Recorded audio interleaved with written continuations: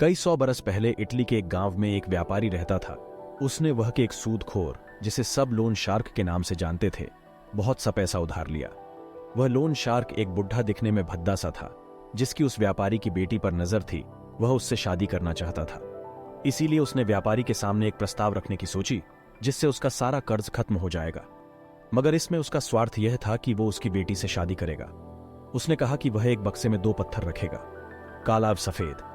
बेटी को उस बक्से से पत्थर निकालना होगा। यदि काला निकला तो सारा कर्ज माफ हो जाएगा, मगर बेटी को उससे शादी करनी होगी। यदि सफेद निकला तो सारा कर्ज माफ हो जाएगा, मगर शादी नहीं करनी होगी। ऐसा बताकर उसने व्यापारी के बगीचे में से पत्थर को उठाया, वो बक्से में डाला।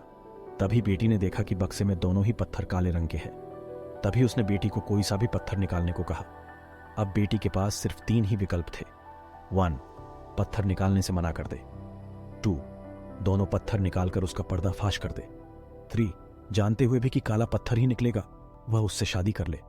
तब बेटी ने बड़े ही नाटकीय ढंग से बक्से में से बिना देखते हुए एक पत्थर निकाला। वो उसे जमीन पर रखे बाकी पत्थरों में मिला दिया। लोन शार्क को देखते हुए कहा कि वो बुरा मत मानिएगा, जरा आप बक्से में से देख के बताएंगे कि कौन सा पत्थर उसमें बचा है, ताकि हमें पता चल सके कि मैंने कौन सा पत्थर उठाया था। अब वह बुरी हालत में था। वह खुद को कैसे सबके सामने करता।